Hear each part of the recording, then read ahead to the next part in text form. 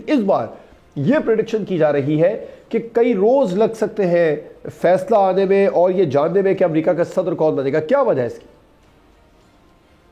इसकी सबसे बड़ी वजह तो वो थिन मार्जिन है जिसकी आपने निशानदेही की अपने इंट्रो के अंदर है। दूसरा जो बैनुल अक़वामी हालात है यूरोप के अंदर यूक्रेन वॉर को, जो मशरिक़ वुस्ता के अंदर फैलता हुआ जो क्राइसिस है हम देख रहे हैं, इसराइल जिस तरीके से एस्केलेशन कर रहा है वॉर के हवाले से,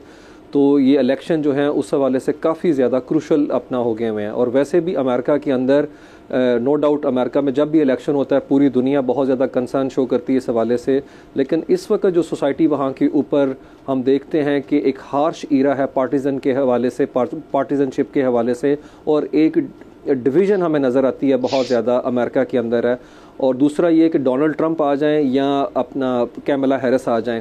वो कोई इतने डिसेंट कैंडिडेट्स जो हैं वो दुनिया के लिए एटलीस्ट नहीं है, क्योंकि कैमला हैरिस जो हैं वो बैगेज कैरी करती हैं बाइडन एडमिनिस्ट्रेशन का, और बाइडन एडमिनिस्ट्रेशन जो है वो उस तरीके से वॉर को कंटेन करने में नाकाम रही है, जिसकी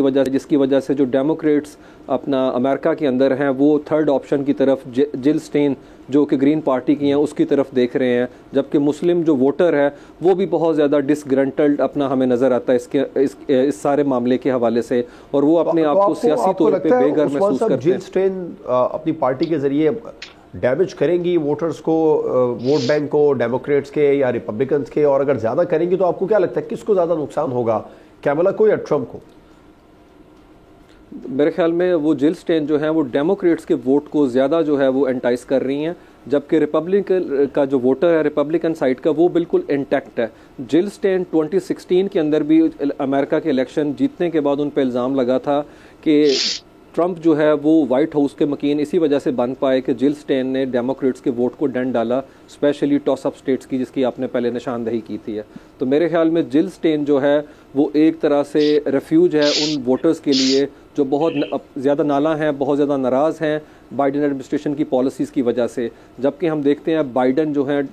पिछले 3 महीनों की कैंपेन में कैमला हैरिस की किसी एक जगह पे भी स्टेज जो है उनके साथ शेयर नहीं कर रहे थे।